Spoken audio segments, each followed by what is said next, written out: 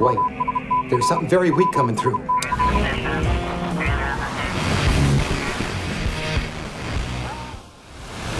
long time ago, in a galaxy far, far away.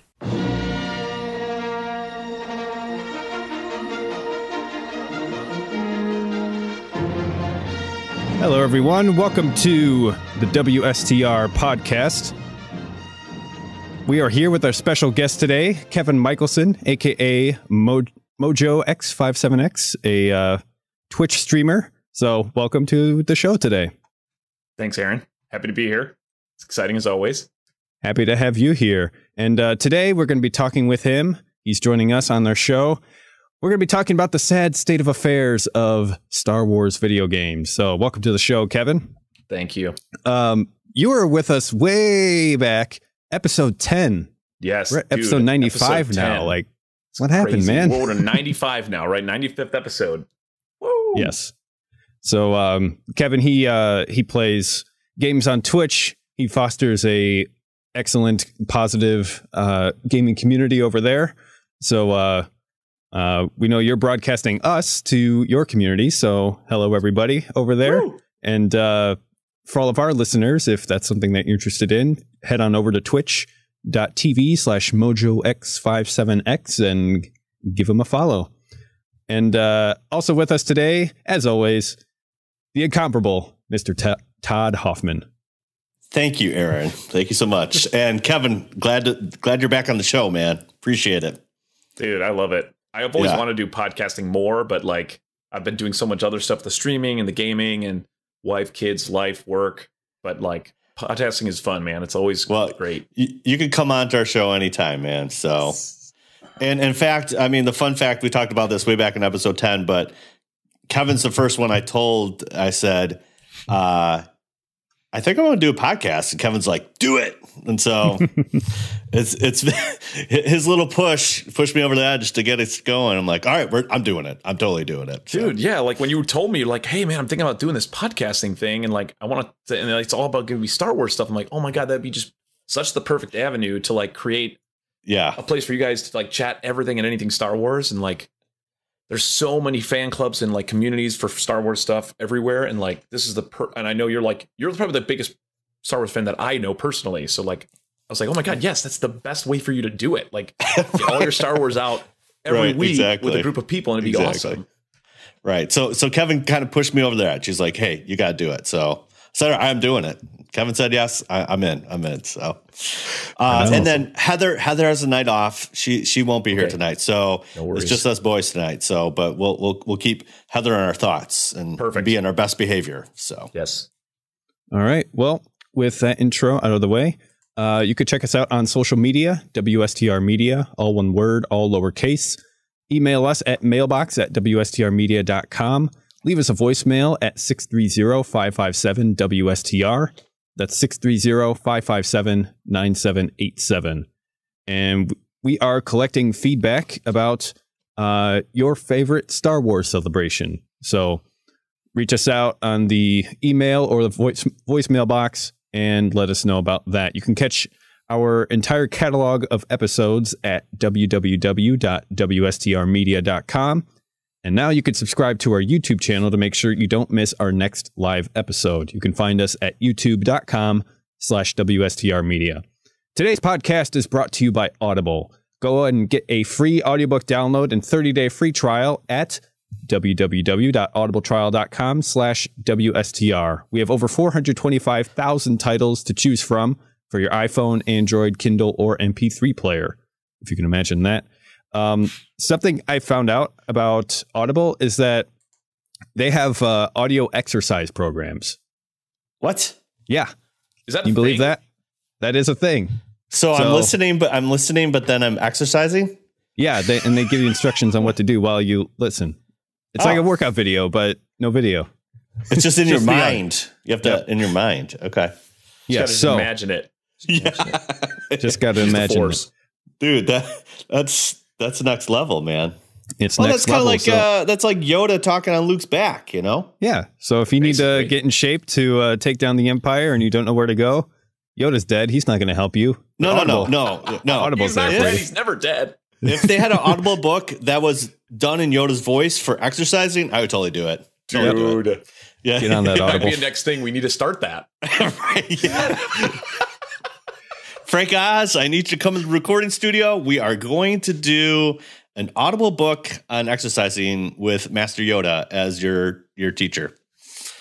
And hey, if you try it out, you end up not defeating the Empire, but getting defeated instead because the audio program sucks, then, Right. just let Audible know, cancel your membership, no questions asked. And hey, you get to keep everything that you download. So once again, that's audibletrial.com/WSTR for your free audiobook today. And we got merch.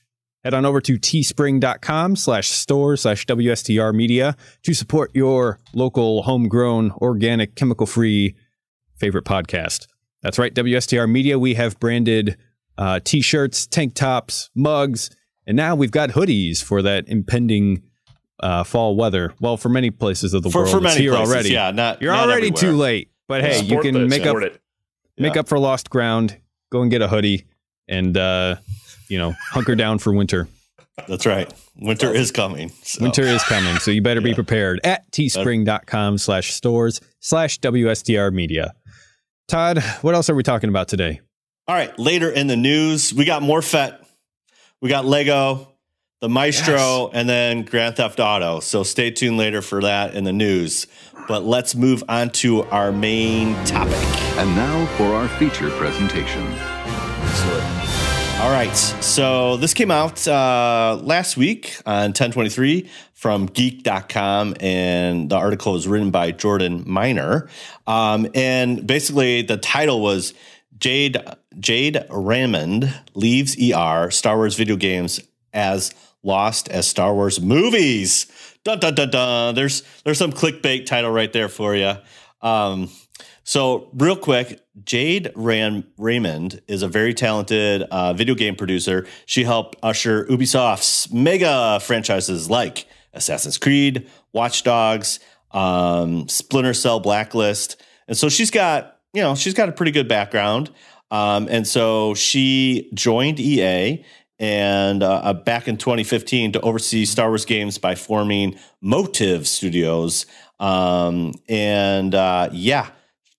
It kind of didn't work out. So as you know, I say this every time because it's like a swear word. It's like Star Wars 1313. Ugh. Oh, don't say it. I can't even say it. It's like Harry Potter and Voldemort. You just don't say his name. You know what I'm saying? It's like Star Wars 13 is like, it's so close to my heart. I just sometimes go back and watch the E3 video like 1,000 times. I'm just going to watch this demo, But anyways, Star Wars 1313 got canned, and then once Lucasfilm got bought by Disney, LucasArts kind of closed, and we actually, Aaron, I think we were talking about this the other week. Like, since EA got the license, we've only got 2 games. That's it. Yeah, that's pretty sad. Yeah, it's pretty sad. So, if you've been living on a rock, like Star Wars Battlefront came to right before Force Awakens was released, and it sold pretty good. It sold pretty good, but the biggest thing was it had no story. It was It was lean on the story, and so it's really just a multiplayer game. Mm-hmm. And people are like, "Dude, this is Star Wars. This is like you should have a story, And so they're like, "Okay, we'll get it right the next time." So Battlefront 2 was right in front of The Last Jedi, the release. And they screwed that up too. So, but right before it released, it was bad. It was bad news. Yes. Aaron, what happened right before the release there? It was the whole microtransaction nonsense. So, I was actually invited to play in the alpha, I think, or the beta. Yeah. Before it was released, and I think it was the beta, and. It wasn't all that bad. Not really anything to complain about. Looked good, played good, seemed pretty promising. But once the game came out, the progression system was just all garbage. You didn't have every hero character available once you first started playing, but to unlock even just one character would just take hours and hours and hours of grinding to do, to the point that it basically became suspected that they wanted to incentivize you to just pay for these loot boxes in the game, where you might get points towards unlocking that hero more quickly, right, or you might not. And it's just like a random thing every time, like those Magic the Gathering card packs that you buy at Walmart. And so a lot of people were really mad about this, because you either shell out a ton of money to maybe get what you want, or you just stick your nose to the grindstone for an eternity just to get the characters that you want. And that blew up on the internet, and EA got a ton of hate for it. No. It blew up on the internet is like an understatement. So really how this came about was the beta. So they did a beta, you see this now very close to release, where they do kind of a beta to see online.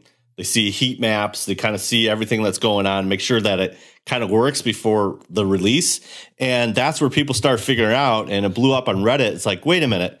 It's going to take me 40 hours of gameplay to unlock Darth Vader. Yep. That was what it was. And another 40 for Han, and another 40 for Leia, and another 40 for Luke. Like, yeah, it was bad. Right. And so the underlining part of it was these microtransactions, like Aaron attested to. And it's like, wait, so you want me to spend real money? So I'm spending $60 on a game, then I got to spend real money to avoid that 40 hours to get to like a Darth Vader, which should be a hero character that should be available right away, Right. So that's where it got so dicey that the mouse himself, Mr. Bob Iger, stepped in and said, "Pull it." Like, like a mob boss on the phone. I want to say it was honestly a day before the release. It was really last minute. I know it was last minute. Yeah. Which not only hurt the sales, because basically, in the gaming community, like Kevin, you could probably add to this, is like EA is good and bad. Yeah, I mean, they have such good titles, and they're such a big franchise, because they have like with the earlier thing, right, with Jade Raymond, she like helped start that Motive Studios, right? There's so many other sub studios that they work alongside, and they publish a lot of these games, and they have such good titles. Like, look at like the Battlefield franchise, like with the Frostbite engine, and that they kind of, when Battlefront 1 came out, they took that and like, oh my gosh, we could totally use this and make just the most beautiful looking Star Wars game ever. And they did. It was just gorgeous, amazing. All the screenshots they showed were amazing. Yeah. And they sold like over like 14 or 15 million copies of that game. Right. And then after launch of the second one, but there's the other side of it. Like, then there's all the sports games. So like there's the people, they cater to the nerd side of things, and they cater to like the sporty guys. So they're very diverse, you could say, right? But yeah, but with the whole microtransaction thing to make money, it's like, well, it's optional. Like, you don't have to buy it. You just have to play harder and play more to get, Darth Vader. Like, but that's not what the gaming community wants. They want to play a game that they want to play the characters that they love and enjoy it. But like I have some people here in my chat, EA's, right? Not even Capcom. Yeah, Capcom's another big company that they've published such great titles, and they're just consistent. But where EA, it's like, I feel like they're like in the line of fire now after Battlefront 2, and like Disney's probably like on their back about this licensing agreement, because they wanted we're like, EA, you're such a diverse, you have so many hands in so many different studios, and you have such huge influence in the gaming community. You would be the perfect team to like make all these Star Wars games. Right. And like Battlefront proved it. Battlefront was just like the start. We're like, oh my God, this is going to be great. This is going to be beautiful. Can you imagine what they did? So like, I was super heartbroken about 1313. Like, again, it's like, you don't want to say the name. You can't. I don't want to say. Don't say it. Oh my God, I can't talk about it. Cover my eyes. But then like, you think of like Battlefront 1 and like how beautiful it was. Like, oh man, can you imagine if they did that and took that and played, like made this beautiful campaign or open world style game? Yes. Like, could you imagine how it would be beautiful? But then Battlefront 2 just puts that a sour taste in people's mouths with the money. Like, it's all about making the money after the game's sold. Without like, even people playing the game. Exactly. Yeah. Yeah. So that and then like, and it's not even just like they were totally gonna, like you said, Todd, like they were gonna drop this game exactly the way they were gonna do it. Like all the way up till launch, they didn't pull those transactions out. Right. And it's because of the community, the gaming community. Reddit was on fire, like forever over it. And like they had to change it. So like they had to put a stop to it. The other thing that was going on right at that time, that whole week, that hot week, right lead into launch, was that everybody that pre-ordered was calling and getting it refunded. Yes. I remember seeing like when the game came out, like the fall. Something like that, like right before it came out. Yeah, like it was right like before. November. I think it was November. It was November. It was like for like holiday season. That's usually when those really great titles launch. I remember seeing like a picture about like some Black Friday sale of some like mom and dad like climbing over like people trying to get to like this display case of like certain types of games, like all these sales, and then you see in the back corner, like in the picture, like a pile, like I mean, like this massive stack of like Battlefront 2 PS4 themed copy. Like no one's touching it. Like no one touched it. Like, oh, we got plenty. You can take. You want to take one? Like nobody. Not fighting over that. Yeah, it was terrible. Yeah. Yeah. Well, and then, at the same time this is going on is that the only other thing that was non-EA was the Disney Infinity series, which again is like Skylanders, Dimensions with Legos. That basically canned that as well. So they said, no, we're not making any more of that. So all you really got is EA. So you get that. And then, so everything's up in the air with Battlefront 2. Then Titanfall developer Respawn Entertainment is developing something called Jedi Fallen Order, set between episodes 3 and 4. But that's it. You don't know anything about that. Right. And then Visceral Studios, which was, thank you, Dead Space. They developed Dead Space, was working with an Uncharted-esque Star Wars action game led by none other than Amy Hennig, who basically wrote all of Uncharted, which again, that's kind of where I'm going back to like Star Wars 1313. That's kind of what I would love to see, an Uncharted basically in space, would be great. But then they basically dissolved that game, dissolved the studio, and then she left EA. So the hopes for a single player game in a Star Wars environment is like, gone. And then Motive Studios, which is kind of under this whole EA development, is what this girl Raymond was under, possible open world Star Wars game in development, but they haven't really said anything, so you got that going on. And then, at the same time, this is going on, the whole Solo debacle with Lord Miller. They got kicked off. Then at their hire Ron Howard, and it's bedlam, And then it's kind of a sad state. So, what do you think about this, Kevin? Dude, it makes me really sad because like when you think of like the Star Wars games that were available, like think of like the old PC ones, right? Like Dark Forces and like those great old PC like Doom-esque. Games, right? Because back then, Jedi Knight, Jedi Knight, and then like, or the was it the Jedi Academy?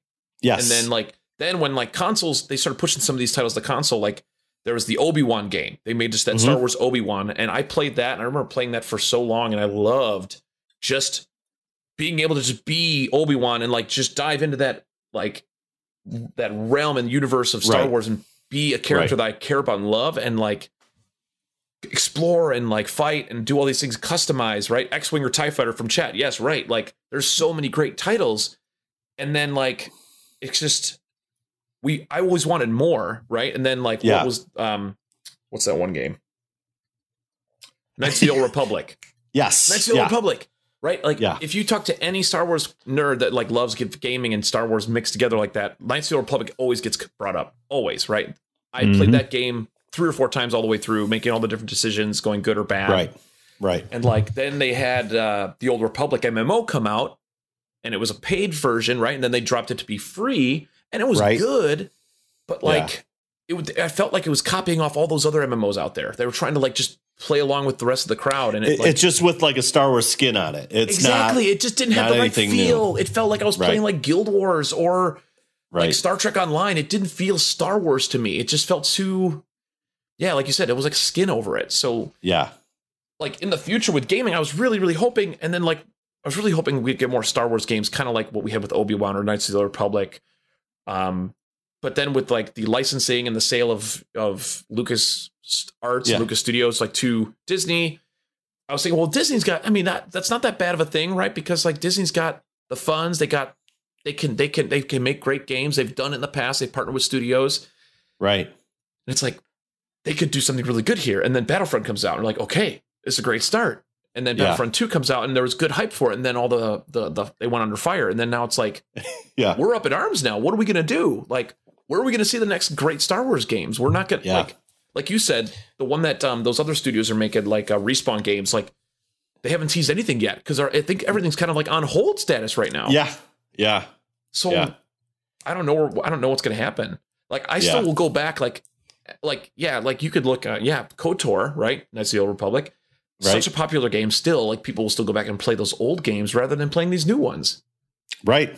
Yeah. And we're in 2018. KOTOR came out like a long time ago. Almost 20 years ago, right? When did that come out? So long ago. I know. I mean, people are paying money to play it on their iPad. I mean, they just did recent. Yes. Yeah. They rebuy it on every platform they have just because they love it so much. Yeah. That's a great game. They won't play a modern game. Yeah, it's 14 years old. Okay. See, I was like, it's such a good game. But when I heard all this rumor about 1313, and I know I'm tearing up in the scab again. I'm sorry. Yeah. But like 1313, right? Like if anybody in the chat, anybody here on YouTube watching us, if you've known anything about the 1313, all the scrutiny it was under about like all the detail, like you see that one image, right? Like, and like you see like maybe Mos Eisley, you see all these different droids. You're like, okay, who's this character? What is that? Right. Where's this from? Yeah. What timeline is this in? And everyone's trying to figure this out. And I loved it. And it was so exciting. And like, and then the other thing they were working coincide with ILM to develop this. And I'm just like, oh, dude, this is going to be the most amazing thing I ever seen. And then when they did the E3 thing and you're just like, yep, I'm in. Yes.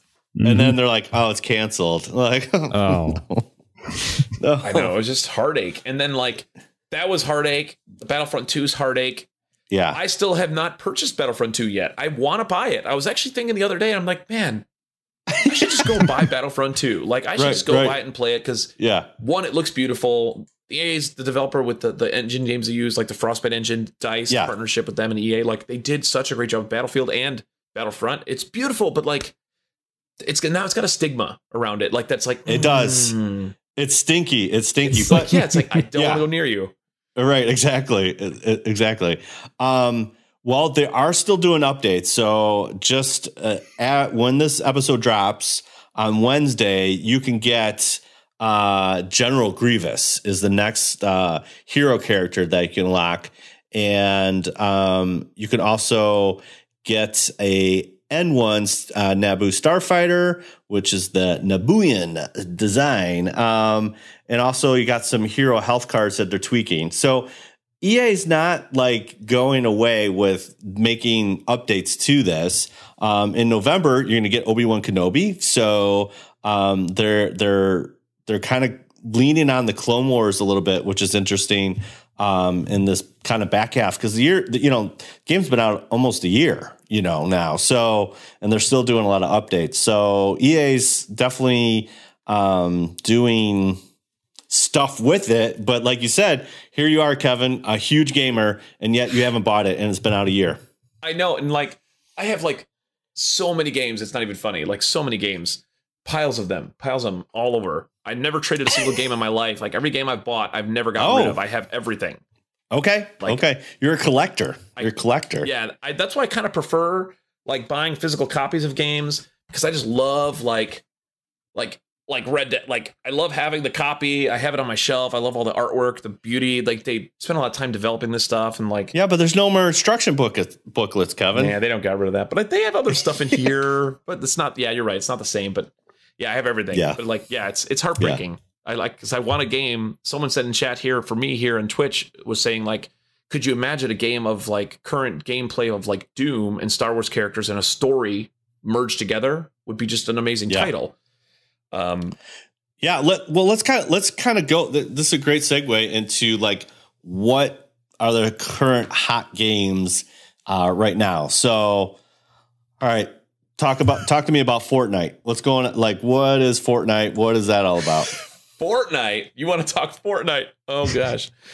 Oh yeah, Fortnite, man. So funny thing with Fortnite. I mean, the listeners and viewers probably have heard lots about it. Like, it's kind of becoming a huge fad and like popularity with younger audiences. It feels like it's the new Minecraft, right? Like, it's kind of taken over. It's a different game completely, but it's funny because I pre-ordered that game when it started, and it was just one of those games where it's a co-op. You survive and take out hordes of enemies, which sounds cool, and you build all these cool forts. Love it. Bought it, pre-ordered it. It flopped. No one bought it. No one invested in it. Yeah, like they had this early Founders Edition that you could buy ahead of time and then play the game early, and they like kind of like wanted to see how much they'd get on it, and no one was buying it. They're like, it's all right. It looks nice. It's cartoony, whatever. Right. Like, I'd rather play like, PUBG, or like I'd rather play like H1Z1. Those were like popular battle royale style games. I'm like, man, what if we take this same style of concept we have with all this building mechanics and make a battle royale game ourselves?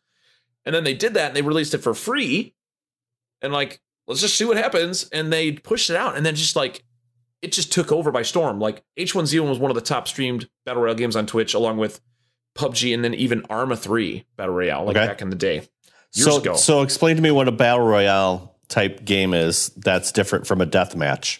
Sure, yeah. Battle royale games are like the new popular thing now. It's gotten to the point where even it's coming to consoles now more often than it was, because it was mainly only a PC game. It was basically the way it works is battle royale is large scale map, large server amounts of players. So like on PC, it could go anywhere from like 64 to 100 players. Right. Get dropped into a single match. And then it's like basically King of the Hill almost. It's like the last person alive wins the game. So you have to either just stay alive, not die, find gear, and just take out everybody else that comes in contact with until you win. Which is exciting. It's anxious. It's like you don't know who you're running into. Like you're like nervous. Yeah. And battle royale games, I love them. I fell in love with them playing PUBG, playing Arma with a bunch of friends from PC stuff from back in the day, doing Arma 3 battle royale mode. And the guy that created the game type was like a modder, and then he developed PUBG, PlayerUnknown's Battlegrounds, and then that became like an official battle royale-esque game. It's all it is. Right. And then Fortnite came out their copy, and now it's even so basically Fortnite. Who developed Fortnite? Epic Games. Oh, so Cliff? Yes, Cliff. All right, Cliff.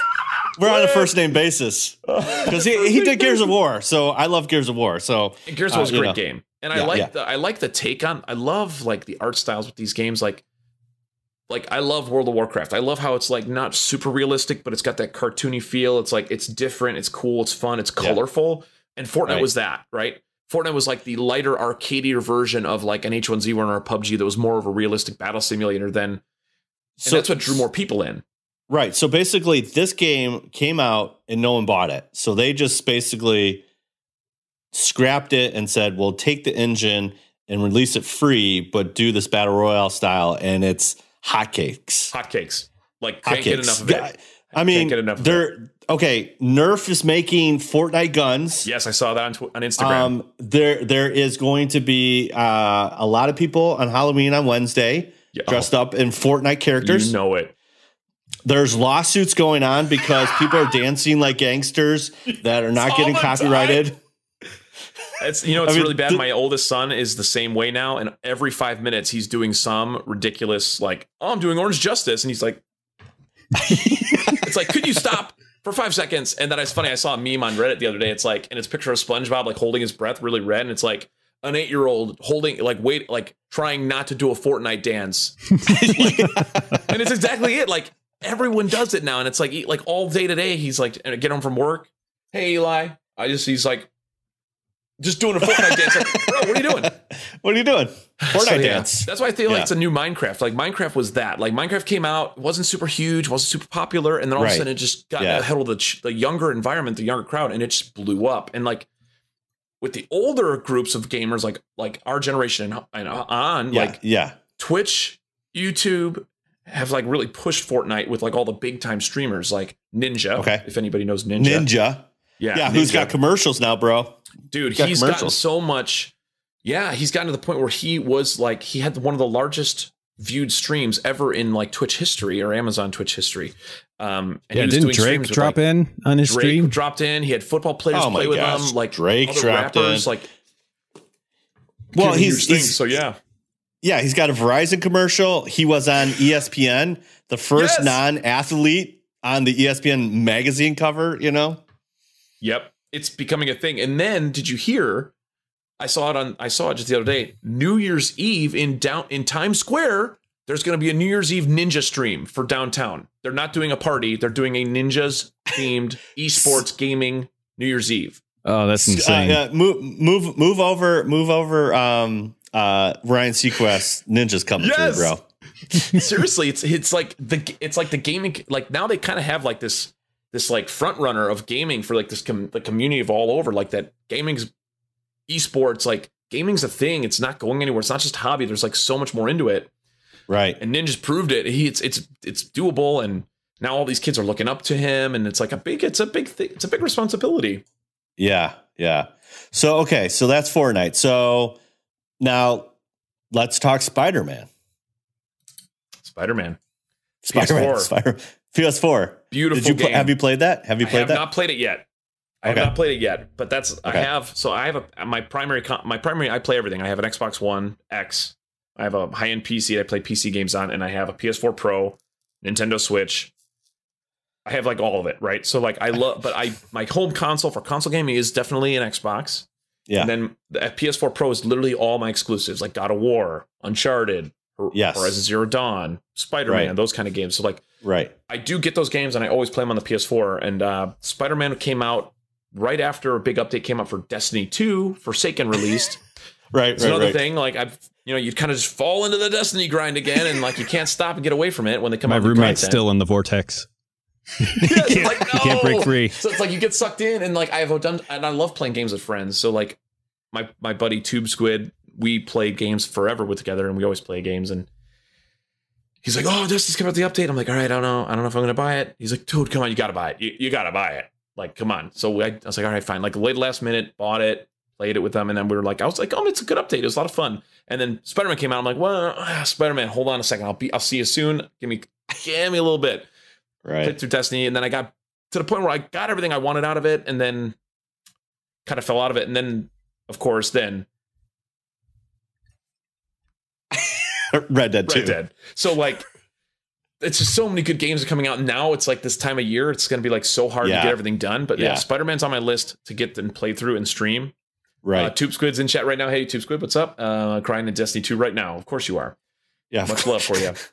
Well, but okay, with Destiny 2, didn't they basically also revamp how everything was, like your experience and everything? Like that's another one that they did a huge update and kind of redid everything based on community feedback, correct? Yes. So that was the other thing. It's like these developers are now seeing that like they can't just rely on in-house Q&A, right? They can't just rely on like what they feel the game should be. They need to really cater it to their gamer and communities, and like Destiny's a big one who's made a lot of big, huge changes to adapt to what the gaming community wanted out of the game, which is awesome. So they took all that feedback. A lot of people that played Destiny 1 loved it. And then when Destiny 2 came out, it was like so radically different with different features. Like not all that bad, but like they needed to make it more like Destiny 1. And they had to have a balance. So like they listened to a lot of feedback. They lost like, and then with Fortnite's kind of like entrance into the gaming world, they took a lot of gamers away from their platform and their titles. So like, what can we do to bring these gamers back? What can we do to make Destiny great again? and they collaborated. They changed the weapon systems. They tweaked everything. They tweaked drops. They adjusted armor sets. They made more content that didn't feel just like another task to get done. Sure. And that it did. Forsaken was the recent big update, and they really revamped so much of the game. It felt like a totally different game. Like felt like Destiny 3 almost. So like they did a great job. I will give them that. So, but now it's like I got what I wanted out of it for the moment. I probably will go back to it because I still haven't completed their last raid that they came out with, which is beautiful. It went very complex, and I love doing it. It's a team effort. But I like with Red Dead coming, and then Fallout 76 is on its way. Like those are two just huge titles that I just can't pass up. Can't pass up. No, can't. Yeah. So you haven't played Spider-Man, but Spider-Man got mad reviews. Everyone's taking pictures, being Spider-Man, getting all their outfits and all that stuff, you know. And so now you have, like you said, Red Dead 2's coming out, or it has come out, and it's huge. Yeah. It's like 150 gigs of game. Massive. 2 discs, 2 full Blu-rays. It was funny. Like my friend showed me this morning at work. He showed me like a not a meme, but like a picture, and it's like a picture of like this huge stack of floppy disks, right? Like 144 megabyte floppy disks. Yeah. And it said Red Dead Redemption 2, one of 63,289. And it's like, oh my God, it's like it puts things in perspective. It said like, it's like, that's so funny because it's such a massive game. Yeah. And you got to remember, like I was reading so many articles on like Polygon and Kotaku from different writers about like what they're seeing and what they've talked to these different parts of the development team at Red Dead, Rockstar Studios. And they're all like, well, like they've been developing it since 2010. Like they started right away. They didn't stop. Yeah. And like, to think that this team, and they were under some a little bit of there's a little heat labor, right when this came out with labor and hours. Yes, yeah, and that came through. That's another thing that EA got harped on was the hours thing too. Labor, like, and that's the thing. Like you look at like jobs, right? Like and like work and like people who are going to school who are so passionate about gaming, and that became like degrees. You get degrees in that stuff, and then like there's so many young creative people out there that will like just die to have a chance to work at a studio, right? So like all the opinions that were coming out on these reviews things about the EA and their employees and their work ethic was like, well, hey, if you don't want to work the hours, I could just pick up another guy who's like biting at the bit to come in here to work, and I'll put him to work for cheaper. Like, so I don't care. You want to do the work, you don't want to do the work. You should be here because you love doing it. And then like EA had this huge social media ban on any employee who was working on any project to keep it super tight, right? Right. And then read another article that they released it, and they had all these employees like posting on Twitter like, I love working for EA. Rockstar, sorry. I love working for Rockstar. I chose to work the hours because I was so in love with what I was doing. Yeah. Like, I didn't want to stop working every day because it was so much fun. The team I worked on were great. The projects we were working on were great. Right. I felt like it's something we all, as a group, the collective, they loved it so much they didn't want to step away from it. So like that was kind of cool. And a lot of them were like, no, I had no problems. Some employees were posting, I only worked like sometimes 40 hour a week, maybe 60 hours a week, maybe 50, depending on what I was doing. And like sometimes I just didn't want to stop because I enjoyed it so much. So like there's love for that game, which was like relieving to see that. So after that article came out and they released that ban so they could like put that to rest was great and relieving to hear. Right. Because Rockstar is such a solid studio from all the past games they've had. Of course, yeah. Grand Theft Auto and like Bully, and there's just so many good titles they've released. And it's like Red Dead Redemption, the first one, was just, even today, like, right, it came out 2010, 8 years later, it's still such a beautiful looking game that holds up to test of time. And like everybody can talk about how just, man, that was a good game. Like I could just sit down and replay that and like fall in love all over again and just get delved into that environment and reliving the Wild West. But Red Dead 2, wow. I'll be honest, I'm only like 7 hours in to the game. And and I haven't done a lot in it because I'm just awestruck by like how beautiful the environment is. Like the snow around your horse's feet as you're walking trudging through mountains and snow and wind. And it's just the attention to detail they took it was definitely a labor of love for them, like they said it was, and it shows it. Like if you look at any review, everything's a 5 out of 5 or a 10 out of 10. Like I haven't seen a review less than that at all anywhere yet. So we're one step closer to Westworld in that yes. way. Yeah, it is. And they've made some changes to the the controls and the configuration. And it's not a bad thing. I feel like some people have been saying that like the control wheels for like controlling the guns and stuff are a little bit more complex and a little harder to man. But like once you get past that curve, it's super easy. But like just everything in detail, like pretty much every building you could be entered. You could go through almost every cabinet and drawer and like pick up an item and just steal it. Like you could choose to put a mask on and hide yourself. The AI for the NPCs are on a totally different level.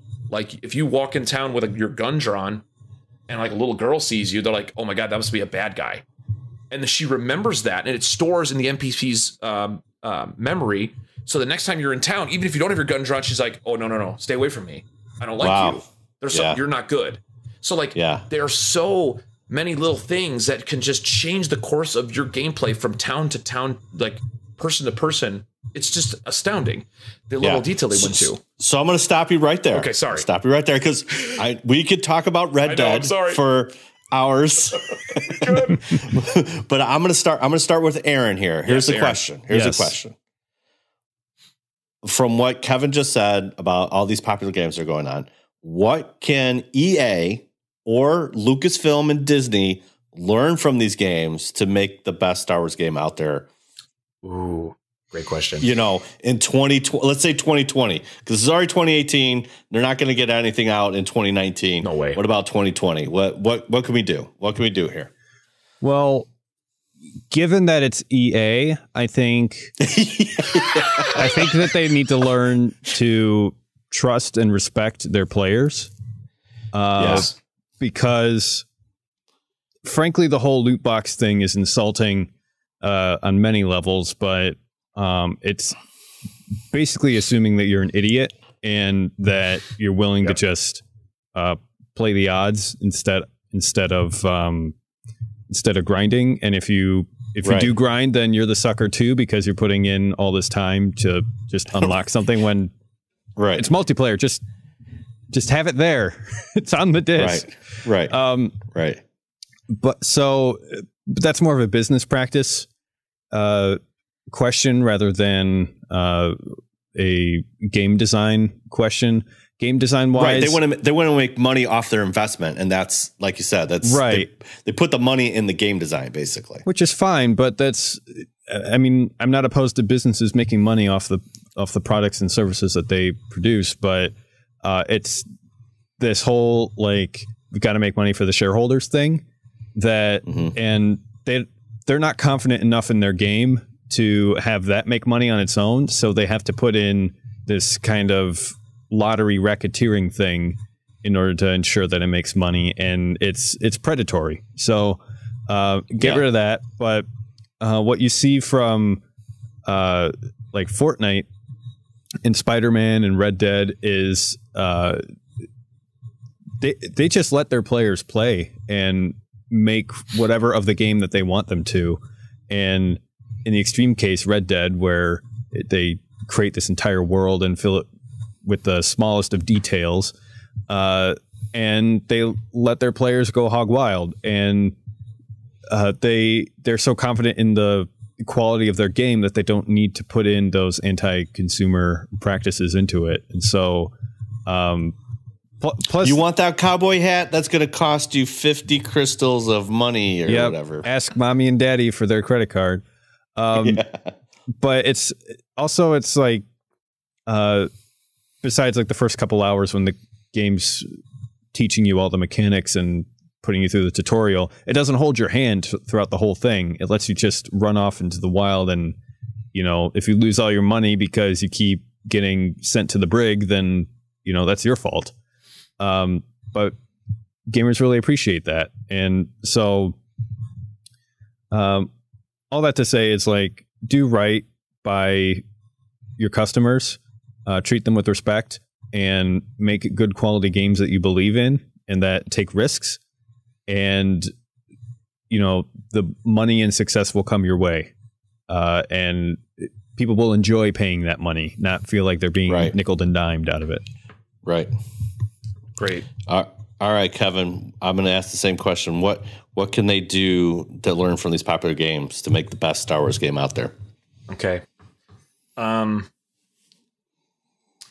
Yeah, I mean, the biggest thing is just like, you got to think, why are we making the games in the first place? They're making games for entertainment and for the people that want to play them. Mm-hmm. So they, like what Aaron said, like, you have to make these games based on what they need and what they're looking for in a game. And like with Red Dead, there's so much hype around it, and they built such a beautiful game that you could just get lost in. Like, people will buy it and then just fall in love with it just because of the detail you've done and like the stuff you've gone into. Or like, if you look at like multiplayer side of it, like a Battlefront game, like those are also great, but you have to do it the right way. Right. And like, you have to have the community in mind the entire time. Like again, what Aaron said, the customer's always right kind of thing. But going forward, if they plan on doing more, they have to. I mean, they need to do that, especially with all these amazing movies they're doing, with all the stories they're coming out with, and episode 9's coming soon. And like, they need to start doing something. I mean, the biggest thing would probably be like, they need to have some kind of campaign game, kind of going back to like a story, like a vast world to get lost in, like almost like an open world type of game that they could just make open world choices, kind of a mixture of like Knights of the Old Republic, meets maybe some multiplayer aspects like like what that Battlefront has. Think of it like how Rockstar took it, right? Like with Grand Theft Auto 5, they have this amazing campaign that you could go through and take any which way you'd like. But then they also had Grand Theft Auto Online, which was just like this massive, beautiful. You had the whole world. It was at your fingertips. You could do whatever you want. You could enjoy it. You could play it with friends. What if they had something like that, right? Too, like, there's so many different games that they can compare to, but like, if they made something like that, where they had like some really amazing story-driven game with choices and decisions and like, like characters you could pick, and right, or like you could play like multiple, like not just like one story, but maybe you could play like 3 different characters. Maybe you're playing the same game, the same story, but you get to see it from 3 different sides or 4 different sides, kind of like Grand Theft Auto did. Yeah, that would be beautiful.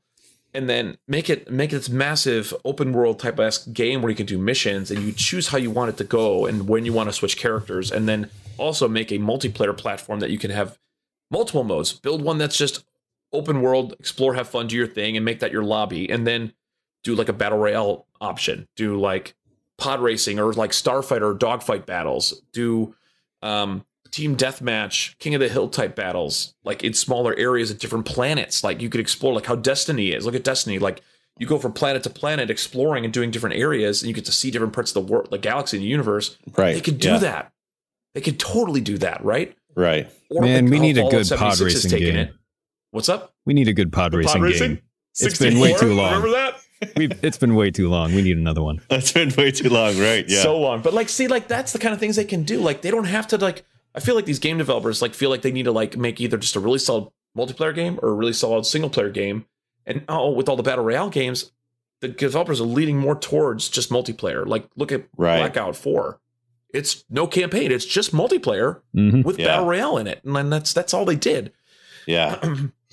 Well, so if I can make an analogy, it's like EA, they're so big and so huge, and they're staking everything on like one game at a time, really, that they're basically making the video gaming equivalent of fast food, where it's just like it's kind of bland.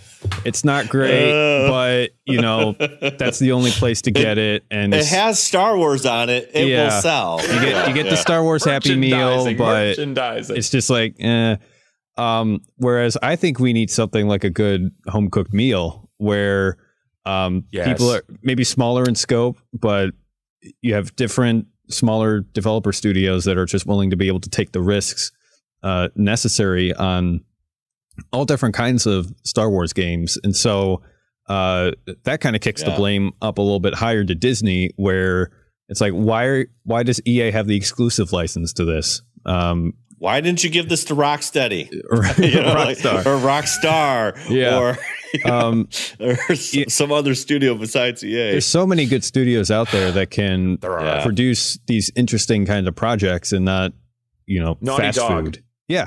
Naughty Dog. Give them 1313. Yeah. Please. Yeah. They should have given him 1313. Yeah. Right. Yeah. So I'm not sure why Disney. Yeah, LucasArts. I mean, we could do a whole thing on LucasArts as far as how many fumbles they did with all the titles. There's so many dead titles out there. They didn't do it right even when they had the property themselves. But I'm kind of with both of you. Like my two favorite series have been Dead Space and Gears of War. So if you could combine those, right? You want a Star Wars horror game? Yeah, I want a Star Wars horror game, but I'll settle for Left 4 Dead, Gears of War 2. Yeah, I'll take. But I mean, just like you said earlier, Kevin, about like even Red Dead, like the attention to detail and everything you could do. If you can just have like a little bit of that in the Star Wars realm, it would go so well, because the fan base is so massive. Look at how big its pop culture history is. Star Wars, like you can't get anything bigger than that. And it's like, if they can give that much detail and love into that type of game, it's you would make like what Aaron said, like just make a nice home cooked meal. And like everyone's gonna come running, like, oh man, Grandma made food. Let's go get it. Like this is great. That's like and they want more. That's right. And like, and it's funny what catches on too. Like you said, like I remember when Far Cry 5 came out, everyone was fishing. They weren't doing anything else. They were going home and spending. Like there was all these like little Reddit things where like the girlfriend would come home. What are you doing? I've been fishing for hours virtually. Yes. What's my boyfriend doing? Oh, he's fishing today, because he wanted to catch, the 50-pound, largemouth bass, But that's what makes gaming so fun, because you never know what's going to take. And like you said, like Fortnite, they developed a game. It didn't take. They dumped it. And now it's like the hottest thing ever. So there's many ways you can go. Because again, like you want to, but the customer, the gamer, it is key in this. And I feel like, like you said, Aaron, it's such a good analogy. It's like they're slapping Star Wars on it. It's going to sell no matter what. Mm-hmm. But we're at a point now where it happens every year right around this time. You just said it, Kevin. Like you haven't even played Spider-Man, and that's a great game. And now we're at the point where, this is the hot months, November, December, everyone's pulling out these quality, and these are AAA developers, because now everyone's playing Red Dead. They're not going to play anything else. There's not enough time, There's not enough time. There's not enough time in the day to do it. So in order to grab whatever that pocket is, and in fact, I heard Black Ops did the Battle Royale too now. Right. They did. So, yeah, and everyone's loving it. It's like, Fortnite, what's that? Now I'm playing Black Ops because they're able to grab that crowd, So I don't know. It's out there. It's just like have to do it. It's like a popularity contest with these developers. Like, yes, especially this time of year. Right. But at the same time, you don't want, I don't want them to come out with a Battle Royale game, 5 years from now, because it's not going to work, It's not going to be popular, Right. It's like I feel like they're so far behind. Like you want to push, like if the EA or some other studio could develop something like you said, like Rockstar has been working on Red Dead 2 for 8 years. Yep. If they could work on a Star Wars game for 8 years and it'd be amazing and have that about, just that love for that game, they would continue to play it for, like you said, we mentioned KOTOR, and that's 14, 15 years ago, Yes. So yeah. Yeah, I mean, like if you look at like you think of like games that stand the test of time too. Like you'll think back of your favorite games. Like you think, oh, GoldenEye, Mario Kart. Like you think KOTOR. You think Gears of War series. There's all these games you could like. Oh, I can go back and play that. I love it. Like it's like people love it and they remember it and they talk about it and they have such a passion for it. Like if you look back at these Star Wars games of old, like there are not that many that you can go back and say like, man, I could sit there. Dude, I want to just go play. Like Force Unleashed right now and just play it right now. Maybe Empire at War, if you got a friend maybe to play Empire at War, yes. But like, there's not that many, right? So like, that's the thing. Like, and that's what sucks about Star Wars being such a huge, beautiful pop culture icon. Yet they're like, the gaming community is hungry for it, and they're not getting it. Yeah, no, they're not. No, I mean, I would say Dark Forces, and I love Republic Commando. Those were two of my big ones that I would say like, oh, I would go back and play that. But anything else, I mean. Some of the multiplayer for like Jedi Knight and those kind of games were really good, but not technically the story. But yeah. So there's a lot of work needs to be done to try to develop something that we can like. Yes, this is the game. This is what we've been waiting for. You know, and I feel like because there's nothing in the works and they've canned like when you have the head writer for Uncharted and she's left, it's just like. Dude, what are you doing? What are you doing? You know, so, oh man, I think we could talk about this for hours, but we got some news of the week we got to get to. And now, the Star Wars news of the week. All right, let's go to, all right, so this first one, Eric Weber tweeted this, the following. Kathleen Kennedy just confirmed to me Boba Fett movie is 100% dead, 100% focus on The Mandalorian. Ooh. # Star Wars. The rumors were true. And this was on 10/25, so just 4 days ago. Okay. So this was so we're getting close to Academy Awards, and they did a viewing party for Black Panther because they're trying to get people to vote for Black Panther, I guess. And so this for the Oscars, fine gentleman is sitting, for the Oscars, and this fine gentleman is sitting next to Kathleen Kennedy. And so for a movie that officially has not been announced by Lucasfilm, she's already saying it's dead. So what do you think about this, Aaron? Well, I can't say I'm really surprised because, right out the gate, we get the Mandalorian news. And of course, what you don't want to do as a company is have confusion over what products you're selling. Correct. And so if you've got the Mandalorian going on, but then you also got this Boba Fett thing going on, and he's a Mandalorian, and he looks like the main character. Technically, he's not a Mandalorian. Well, he just wears Mandalorian armor. True. No big deal. Let me revise that. So he looks exactly like the lead character for the Mandalorian. That's going to be confusing for people. And so I can't say I'm really surprised that they got rid of it, but I know people are going to be upset about it because let's be frank, Boba Fett needed a better ending than, dying like a punk at the Sarlacc pit. Yes. Although I've heard recently a fan theory is that, the reason why Boba Fett sucks so much in that scene is because he was pre-gaming, Han Solo's death, up on the sail barge with Jabba. And so, he was very, very drunk, and so that's why he had a bit difficulty fighting Luke and Han. Yeah. You mentioned that on chat this week, and I was like, dude, that's a new one. I'll take it because he goes out like a punk, Kevin, what do you think about this news? Well, I mean. For her to just say that it's dead without even anything from Lucas, it's like, I don't know. I mean,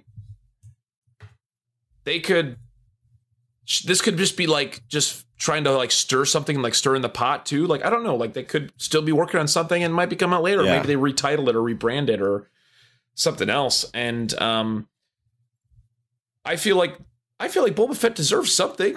Right? Like, I feel like, you said, his death was terrible. Like, it's like, horrible. It was like, I don't know, like, you think of like the original trilogy and you'd see like, like Boba Fett, like his legacy just going, like snuffing him out real quick like that. And it's like, it feels like he wasn't even a character that they really cared about, but like, all these characters can have so much depth. And I think Disney knows this and they want to expand on the potential of all the things you can do in the Star Wars universe. I feel like they should do these side projects. I feel like maybe they may be rushing a little bit too much. I feel like sometimes I think saw something on Twitter about it too. I maybe some of you guys posted about like how some of these movies are just being like pushed out so quickly. Right. And we don't want to have like just an oversaturation of Star Wars. We just need it. We just need it in some chunks, just some beautiful, like, give us those nuggets of hope, and like we keep excited and we build momentum, and then like when they come out, like we fall in love, right? Yes. Yeah. Right. So like I don't know.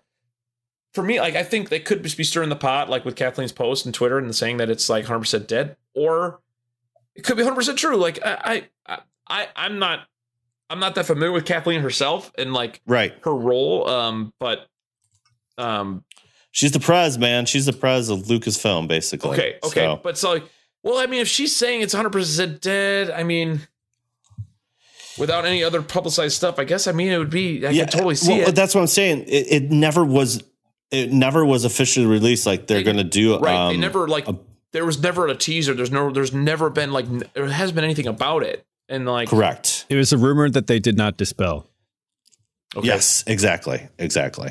Gotcha. Yeah. Well, hey, if it's gone and they're working on the Mandalorian, I'm like, I mean, like, it's sad to say, but like anything with Star Wars on, it's like gold, right? But like, I love it. I think I can't wait. I really like. I know I was listening to some of your last episodes about like Solo, right? Like, and like I thought it was a good flick. I love the action was good. The comedy was there. I like how they had this. I was talking about this with my dad the other day. When we were driving, getting a four-wheeler and doing that whole thing, side stuff, doing their thing. And then like we were talking, and he's like, man, I really like that Solo movie. Did you like that Solo movie? I'm like, yeah, I really did. It was a good movie, and I just liked just the small pieces, like the dice, like how the dice has been just transferred from movie to movie, and like, and then you look at Last Jedi, and you see just like giving the dice to like Leia, and it's just like. And then now I'm watching Solo and seeing the beginning of that and how it plays out, and then like seeing that at the ending, and you watch Solo, and then you go back and watch the trilogy, and you watch Last Jedi. It's like, my heart's just like, oh my god, I love Han Solo, and then it's just, I feel like they did such a good job, and I want more of that. I want more of these other characters. I want to know where they came from. I want to know their history, and like I know like there's a lot of Star Wars critics out there, right? There's a lot of fans that are like, they have their reasons and they have their opinions about it, but like I feel like it was great. I loved it. I want more of it. Yeah, I don't know. I mean, I feel like we need more of this side stuff because like there's so many characters in Star Wars culture that you you'd like to know more about or like learn more about, like right. Or I'd like to there's so many pockets in the galaxy you can go to that we don't even know. Or gaps in you can make it up. And gaps in timelines, right? To that, like we could see so much. Like it kind of back to our main topic. It's like there's so much where they can go with both video games and movies.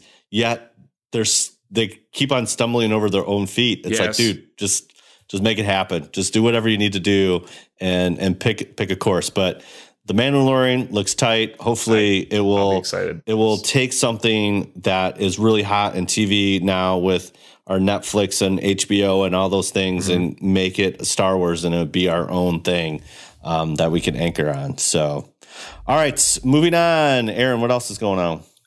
Well, funny you should ask. So, coming from Slash Film, there's a new animated Lego Star Wars All-Stars series, which builds across every era of Star Wars. So, awesome. Disney XD has announced a new animated series called Lego Star Wars All-Stars. It is a combination of online shorts and half-hour series episodes that will give us adventures with the building block versions of our favorite Star Wars characters from all eras of the saga. So, there you go. It's going to be geared towards kids, of course. Going to be some slapstick comedy. Kids. Especially those are my favorite. Yeah, those are my favorite parts of the Lego games. Are those little cutscenes? Oh yeah, with like no dialogue. So good. They're so good. And it was only in I think one of the last ones, and for the Force Awakens, they actually used real dialogue. But for most of the Lego games, it was no dialogue. Yeah, it was just silence. And they're so good. It's like watching a silent film. They're amazing. It was awesome. Yeah, they're amazing. So now we get little shorts for the kids. Yeah. So you're going to have young Han Solo, young Lando, Chewbacca, L337, General Leia, Kylo Ren, Rey, Snoke, Captain Phasma, Finn. So it looks like they're going to put a little comedic spin on the movies, but we're not quite sure yet. So Blah blah blah. Blah blah blah. There's gonna be 5 animated shorts rolled out from Monday the 29th through Friday the 2nd on Disney, which is today. Oh my gosh, it starts today. Yeah, so they're gonna roll it out on the Disney XD YouTube channel. Well, it won't be today by the time the podcast audience hears it. Right. But this is true. Right. Then they're gonna have a compilation special, which will air the final 3 shorts on the 10th, 11 a.m. Eastern Time, Pacific Time, on Disney XD and Disney Now. So wow, get it now. A little bit more Star Wars for your life. That's right.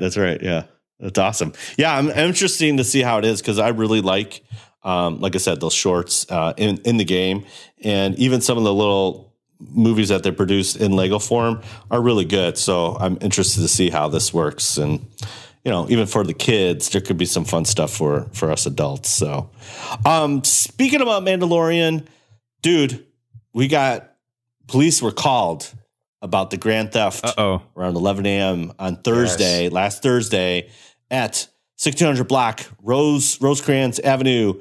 And basically it was a source with knowledge of the situation said items from the set of Lucasfilm's Star Wars television show, The Mandalorian, were taken, but nothing of substance. Maybe a beard, maybe a helmet, maybe an ice cream maker. I don't know, but a spokesman of Lucasfilm declined to comment. Yeah, right. Exactly. It just basically says that it got serious because they called the police and they had to investigate, and the case remains under investigation. So I wonder if it's some kind of like stagehand or something, kind of snuck some stuff in. Something inside.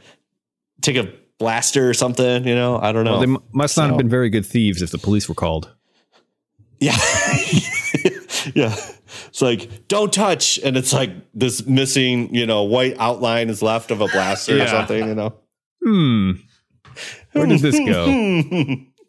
Where did this go? So, in this modern day and age, as far as like security and stuff, that's pretty ballsy to do something like that. So I'm sure the Keystone cops will figure it out and they will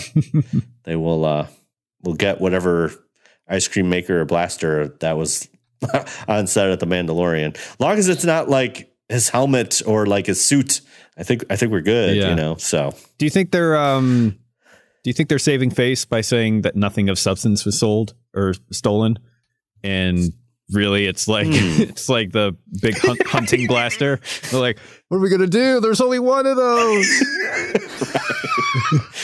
We're 3D printing it right now. Yeah. I don't know, man. I don't know. What do you think, Kevin, about that?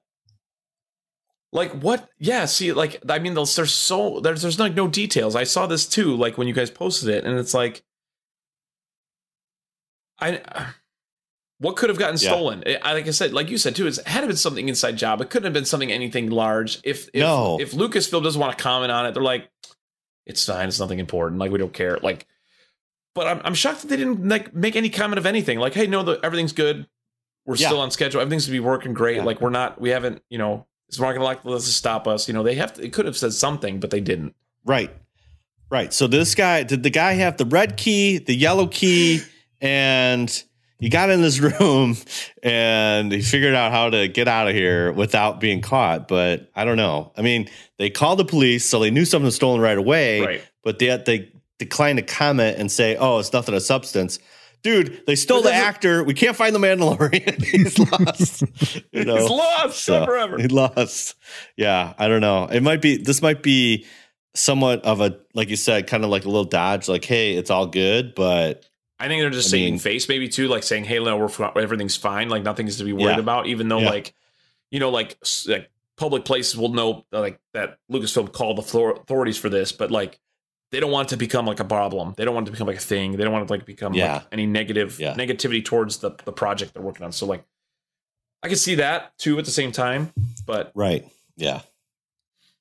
We shall see. Hopefully soon we'll get the reports. Yep. The glass zippers returned, or whatever. So, all right. What else is going on, Aaron? Well, we had a little bit of a snafu with our dearly beloved John Williams. Yeah, he, if you're not aware, he got sent to the hospital for, I don't think they've come out what he was afflicted with, but he was sent to the hospital. They didn't really say. Everybody was like, oh no, it's 2016 all over again. We're going to lose everybody. but we have good news. He is in stable condition. Yes. And it's unclear what illness forced him into the hospital in the first place. But, sources close to the situation are basically saying that he'll be returning to LA next week and will continue to make a speedy recovery. So some people have speculated that the first episode 9 trailer might have been delayed, given that he was making like a special piece of music for it. No, but that doesn't seem to be the case anymore, seeing how brief this whole ordeal was, and it probably won't have much impact on the film's production or marketing. So just finish the score before you die. Yeah. I know that's so selfish, but so selfish of me. Oh my God. just get it done. But here's the other thing that I was talking to some music guys at church, and it kind of knocked me down a little bit, but like they basically said, you know what? John Williams doesn't really write all this stuff. He's got a whole bunch of people behind him that do all this stuff, and he just kind of shows up and gets it done. I'm like, oh man. Yeah. Okay. It's the same story for Hans Zimmer. Yeah, like Hans Zimmer, like the guy. We talked about this before, Aaron. Like the guy that was an understudy actually wrote the main thing for Pirates of the Caribbean, and Hans is just like, oh, I'll riff off of that. That's great. Klaus Badelt, I think his name was. Yeah, and then Hans Zimmer is he gets all the credit. Music by Hans and the Zimmer. Oscars. Yeah. He'll get the Oscar or whatever. But like the same thing with John Williams. At this point, there's so many understudies of him that want to be him, which I agree, he's amazing. But there's a lot of people like, oh, John would like this, and they basically write the music, and then he kind of reviews it and then tweaks it. Yeah. So the machine is already going. So but I still don't want him dead until it's composed. Please compose it and then get it. Then you can die peacefully. John he's never allowed to die. He'll only live forever as a clone. We'll just make a clone of him. Yep. Just keep making him over and over. John, keep doing your thing. Oversee this. Make these decisions. Right. Exactly. So, but all the best to John Williams. Yes. Speedy recovery. Definitely. And make that continue posing in episode 9, please. All right. Shall we move on to Katina Chat?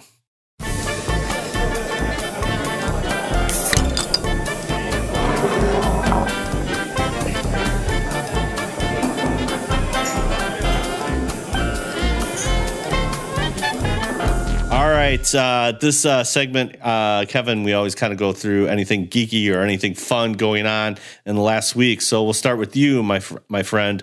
Anything going on with you? Anything geeky or nerdy this week? Yeah.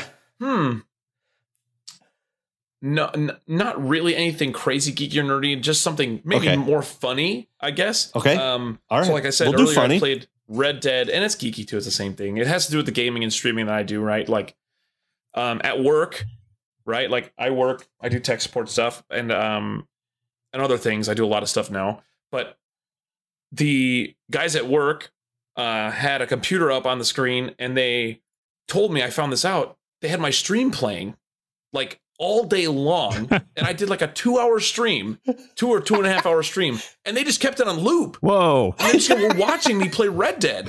And it's like, and then all these people are coming to me like, Kevin, why are you riding horses? I'm like, what do you mean riding horses? What are you talking about? Like, I'm playing Red Dead. Like, I don't ride horses. Like, they're like all they're like some of the older people that I work that I work with, and like are like they don't know like what Twitch is or streaming and gaming, and they just see me on the screen. And then like some are joking around. They're like excited to find out what happens because it's such a new game, and a lot of the gamers out there are like stopping by the computer like, Oh, what's he doing right now? Oh, he's riding a horse still. It's fine. He's riding a horse. Fine. Nothing It's fine. Yeah. Good. No dead eye yet. No. He's not in a saloon. We'll wait. It's cool. Come back. Like the passerbyers like all like jumping in. So like I'm getting all these people coming up to me at work and they're like, oh my gosh, I didn't know you did this. I'm like, yeah, it's like I love doing this. It's like gaming's my thing. But I mean, there's a lot of people that I work with that have worked for years who've known I've done it, and there's like a lot of newer people that have gotten to know that didn't know it, and I'd never really like talk about it too much at work, I guess. And so that's probably the nerdiest, funniest thing. It's like Kevin, you're riding horses this week. Like, what are you doing? Like, yeah, kind of, maybe playing games, but I just robbed a train. No big deal. From a certain point of view. Excited. They're asking me like, when are you going to stream this again? Because we want to see more of this game. Like, I have to work and pay for the bills. I mean, maybe Tuesday I'll probably play. And, so like they're like, it's just so funny. That's pretty awesome, much for me. Like anything crazy for nerdy side of it this week. That's geeky and funny at the same time, dude. That's good. That's good. Thanks, man. Aaron, what about you, my friend? Well, I'm delving deeper into the world of cooking. I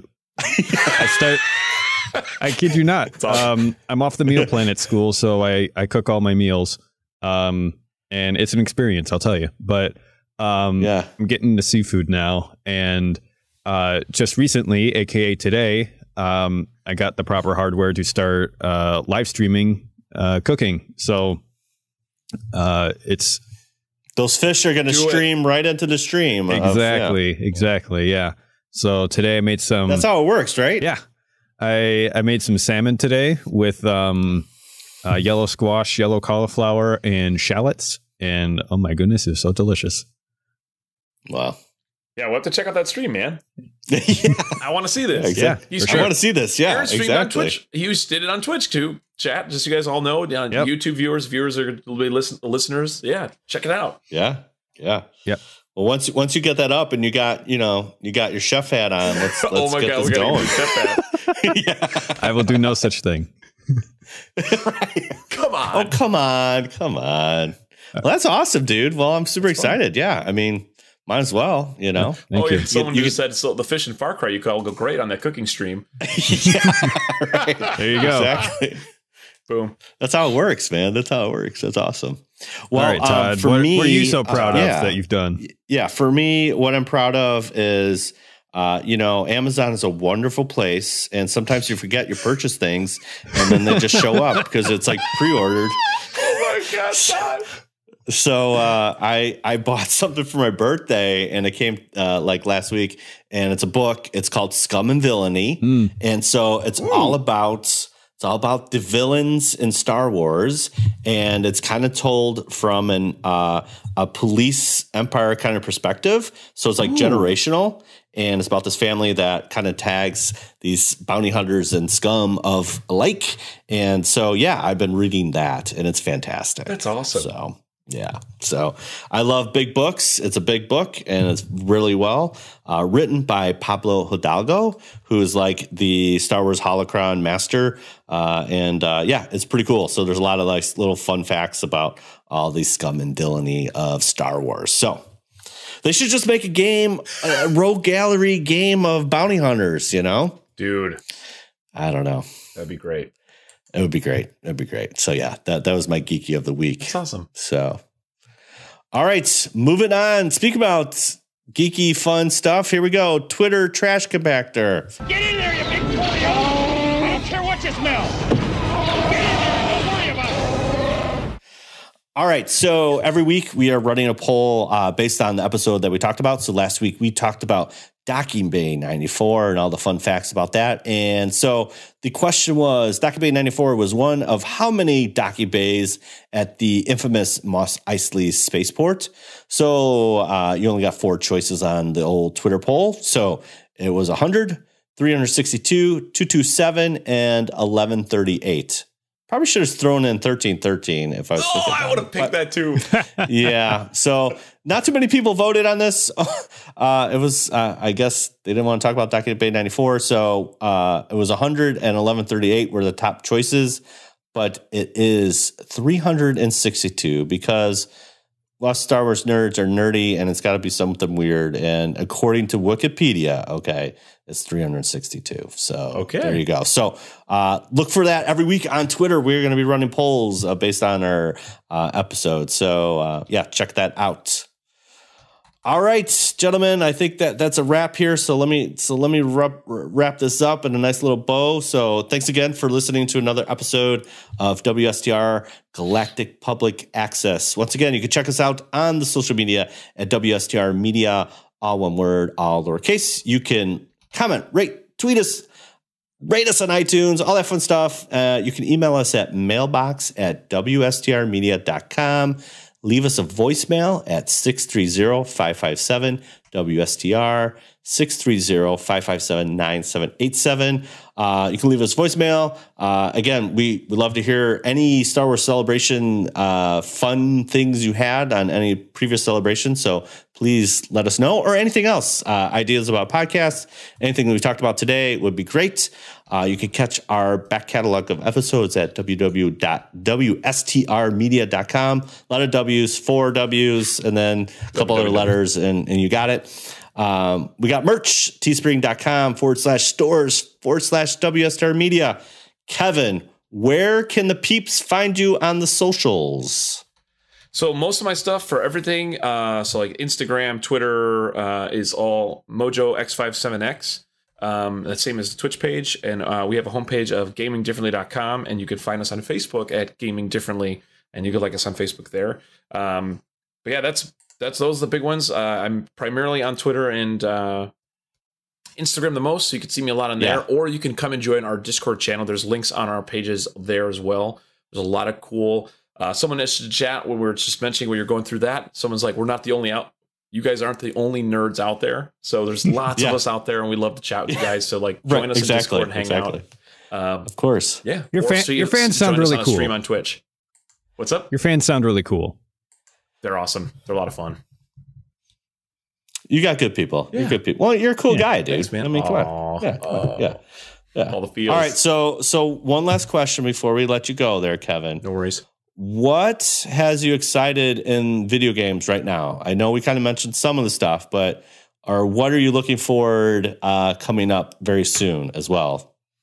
Kind of a two-parter. Okay. Currently right now, my flavor is Red Dead. I'm just jonesing to get more into it because I've only had like just a small taste of it. So I'm really excited deeper into that because there's so much more meat and potatoes I haven't even touched yet because I'm just kind of seeing everything out. And the other one is probably Fallout 76. Big fan of Bethesda. When's that coming out? That comes out November 14th. Oh, dude. November 14th. It's right around the corner. I know. I'm not going to have enough time to finish Red Dead now because this game There's no way you're going to finish it, Red Dead. And then another side note, cool thing. There's another developer that makes that made Arma 3. If you know the Arma 3 series on PC, they also made DayZ. Is that Bohemia Interactive? Bohemia Interactive, yeah. So they can't hear me. I don't know why you can't hear me. What? Oh, that's why. Hold on a second. You hit a button. You hit that red button. Yeah, I hit the button. Anyways, yeah. So the other thing is Bohemia Interactive is making a small game that's going to be free to play on Xbox in February. And it's called Vigor. If you guys want to check it out, it's called Vigor Game. They have a website for it. I think it's vigorgame.com, or you can go to Bohemia Interactive's website and check it out. It's a smaller game. It's kind of like not Battle Royale. It's more like if anybody knows Escape from Tarkov. It's basically like a run game, like you join a map with a small group of players, loot and find gear, and then bring it back to your base to hoard it and protect it and keep it, and to survive. Nice. Materials to make weapons, materials to upgrade your base, and things like that. It's kind of a fun game. It's like they're quick matches. They're not super long, and it's cutthroat because there'll be like a supply drop that drops somewhere in the map, and you have to try and be the first one to get it, and everyone's going to try and kill you because it has a really good gear in it. Hunger Games. It's fun. It's interesting. It's in post 1993 post-war Norway. It's kind of cool. So the environments are beautiful. A lot of mountains, a lot of trees, forests. It's really cool. They did a really good job developing it. And I've been playing it since alpha. I'd asked to be an alpha. I requested access, and they gave it to me. And I streamed a lot of it, and I had 20, 30 viewers watching me play, and I got a lot of attention around it. And just recently, they announced that they're going to create a partnership program for streamers and YouTubers to help promote the game and become a part of Bohemia, Yeah. And I was like, oh, that sounds kind of cool. That's awesome. But I haven't played the game in a little bit. But they emailed me personally, one of the marketing guys from the development team, and asked me to be a part of their program.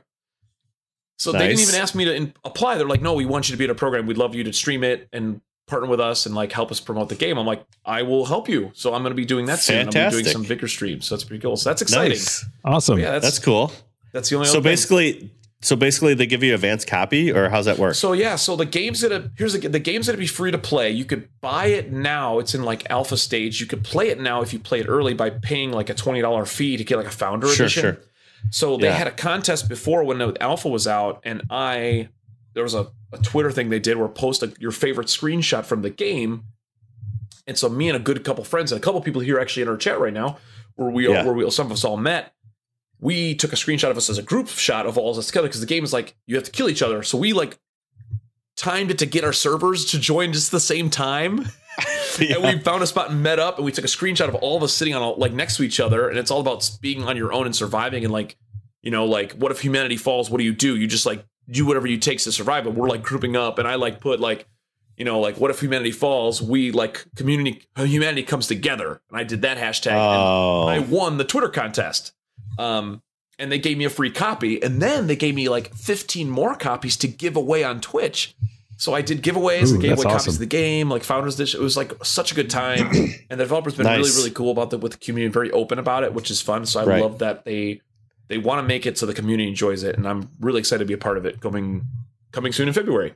But it'll be free to play on Xbox One. Coming soon. Exclusive. Yep. Yeah. Exclusive to Xbox. It'll be a free to play game, but it'll be fun. Yeah, cool. That sounds great, man. That's awesome, man. Cool. Well, that's very exciting. Plus, I don't know how you're going to fit this all in, bro. Dude, so much to do. and you haven't even touched Spider-Man. I know. I still need to stream it and play that because I've had a lot of questions about people who asked me if I was going to stream it or not, and I definitely am going to. It's on the list. List. Right. So again, where can everyone find you on the socials one more time? So guys, on Twitter, you could follow me on Twitter and Instagram at MojoX57X. You could also like us on Facebook at Gaming Differently. We also have a homepage at gamingdifferently.com. There's also links on my Twitch page and twitch.tv/MojoX57X. You can find links there on my channel and my panes, links to our Discord and a couple other community stuff. Perfect. So join us there for more chats and fun when we're not streaming. Right. Awesome. Very cool. Well, I promise I won't wait 85 episodes to have you on again. Yes. I love being on the show. It's great. So thanks again, Kevin, for being on the show. So next week is episode 96. We're getting desperately close to 100, and I'm super excited about that. But yeah, our special guest is going to be Carla G from the 501st. She's all the way from the Northeast Remnant, and she'll be joining us next week. And so we're going to talk about everything 501st and all the crazy stuff that she does over there at the 501st and Rebel Legion. So yeah, tune in next week for that. So Aaron, you know how to end this podcast. Let's do it. All right, let's do it. This is podcasting.